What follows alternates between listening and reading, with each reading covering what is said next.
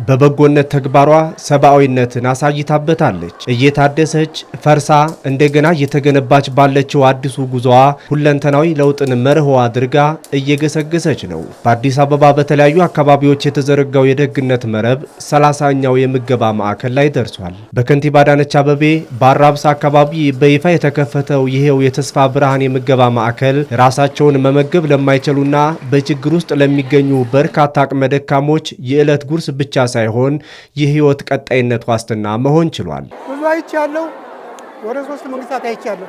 እንዲህ ያለ ባሁኑ እንዲህ ያለ አይቻለሁ። አዲስ ነው ሆነብኝ። በደርግም አይቻለሁ፣ በደርግም ባህር ስላሴ ሁሉ አውቃለሁ። ያሁኑ በጣም የተለየ ነው። እኔ በጣም ሁሉ ነገር ባሁኑ ሁሉ ነገር ያገኘሁበት ነው። ሌላም እርዳታ አሁን ብሩ አግኝቻለሁ። በጣም ደስተኛ ነኝ እና ከንቲባችን ያቆይልን፣ መንግስታችን ያቆይልን። ይሄ ያለው የለው ብሎ መጥሮ አውጥቶ ስብስብ አድርጎ እውነት በአርጋ ቁራን ያለ ቤታችን ወሰድለት ያለችን እህታችን አሁንም ያቆይልን። ሰውን ዞሮ ማየት ትልቅ ነገር ነው። ሰውነንና ዞር ብለን ስናስብ እሷም ደስታ ይሰማታል። እኛ ደግሞ የልማት ተነሺ ነን፣ የመጣኑ ከሽሮ ሜዳ ነው። ዛሬ ግን የመጀመራችን ነው። አሁንም ውላ ትግባ። ይህ 30ኛው የተስፋ ብርሃን በአራብሳ አካባቢ ሲገነባ ታሳቢ ያደረገው ምንም ገቢ ለሌላቸውና አቅመ ደካማ የሆኑ ህጋዊ ቤት ሳይኖራቸው በጥገኝነት ይኖሩ የነበሩ የልማት ተነሺዎችን ነው። ሸራተን ሆቴል ሲገነባ በነበረው ልማት ተነሺነት 10-90 የሚባሉ ቤቶች ውስጥ የሚኖሩ እጅግ በጣም ዝቅተኛ ገቢ ያላቸውና ምንም ገቢ የሌላቸው ወገኖች የሚኖሩበት አካባቢ መሆናቸውን አይተን አንዱ መነሻ እሱ ነው። ሁለተኛ የካዛንቺስ ተነሺዎች እዚህ አካባቢ የገቡት በተለይም ቀድሞ ይህ ነው የሚባል ቋሚ ገቢ ያልነበራቸው በደባልነት በጥገኝነት ይኖሩ የነበሩ የከተማችን ነዋሪዎች ናቸውና ህጋዊ ቤት አልነበራችሁም ብለን እነሱን ሳናስተናግድ መተው ስለማንችል እዚህ ጋር ሰርተን ያስገባናቸው በርካታ ነዋሪዎች በመኖራቸው በዛ አጋጣሚ የኑሯቸው ሁኔታም ስለገባን ይሄ ምገባ በጣም እንደሚያስፈልግ ወስነን ነው የምገባ እዚህ ሊገነባ የቻለው። መዲናዋ አዲስ አበባ በምገባ ማዕከላቷ እንዲህ አይነት ድጋፍ ለሚሹ ወገኖች ስትደርስ በቀጣይ ደግሞ ወደ ቋሚ የስራ ዕድል ተጠቃሚ የሚሆኑበትን ታሳቢ በማድረግ ጭምር ነው። ብዙ ዜጎቻችን በምገባ ማዕከላት ሲመገቡ ቆይተው በሂደት ደግሞ ቋሚ የስራ ዕድል እንዲያገኙ የምናደርግበትን መርሃ ግብር ነው።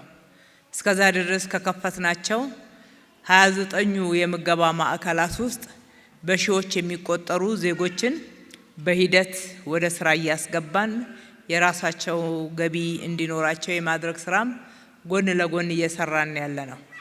እዚህም 30ኛው የምገባ ማዕከል ሲከፈትላችሁ በቋሚነት ሁሌ እዚህ ትመገባላችሁ ማለት አይደለም። የዛሬው ዋና ምግብ መሰረታዊ ፍላጎት ስለሆነ እሱ በብዙ እንደሚጎልባችሁ ስላየን እዚህ ጋር እየተመገባችሁ በቋሚነት ደግሞ ዛሬ በመጋቢነትነት እዚህ በማስተናገድ የስራ ዕድል ያገኛችኋላችሁ። በተከታታይ ደግሞ ሌሎች የስራ ዕድሎችን እንከፍትላችኋለን እንደየችሎታችሁ ስራ እንድትሰሩ። የምገባ ማዕከላቱ በቀን አንድ ጊዜ ከምግብ አቅርቦት ባለፈ የዜጎችን ሰብአዊ ክብር የሚመልስና ማህበራዊ ትስስርን የሚያጠናክሩ የማህበራዊ ፍትህ ማንገሻ ሆነዋል። ለወገኖቻችን ይሄንን ስናቀርብ እኛ ከመመገብ ባሻገር ነው። መመገብ ብቻ ሳይሆን የስራ ዕድል መፍጠሪያም ከዛ ደግሞ በላይ ለዜጎቻችን ለወገኖቻችን ያለንን ክብር ያለንን ፍቅር የምናሳይበት ነው። በብዙ መንገድ ምግብ ሞልቶ ተርፎ በሚደፋበት ከተማ ውስጥ በቀን አንድ ጊዜ በተሟላ ሁኔታ ለመመገብ አንድ ጊዜ እንኳን ለመመገብ የሚቸገሩ ወገኖቻችንን ማየት የሁላችንም ህመምና ሁላችንም ደግሞ ልንወጣው የሚገባው ኃላፊነት ነው። የምገባ ማዕከላቱ ቁጥር 30 መድረሱ በከተማዋ አሁንም ድጋፍ ለሚያስፈልጋቸው ዜጎች ተደራሽ ለመሆን የሚደረገውን ጥረት ትልቅ ምዕራፍ ላይ አድርሶታል። ጊዜያዊ ችግሮችን እንደዚህ እየተደጋገፍን እናልፋለን። በዘላቂነት ሀገራችንን ለማበልጸግ ደግሞ ጠንክረን ሌት ተቀን እንሰራለን።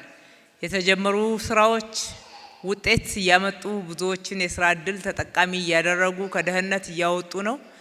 በከተማችን በሴፍትኔት እንኳን ተይዘው የነበሩ ከ100,000 በላይ ዜጎች ዛሬ ትልልቅ የስራ እድል ተፈጥሮላቸው ሌሎችን እየቀጠሩ ነው ያሉት። ይሄ የሚያሳየን ከሰራን እንለወጣለን። ካገኘነው ደግሞ ሰርተው ሮጠው ከሚያተርፉ ሰዎች ደግሞ እንደዚህ ለሌሎች መትረፍ ደግሞ የግድ ይላል። ማህበራዊ ኃላፊነትን መወጣት ይባላል።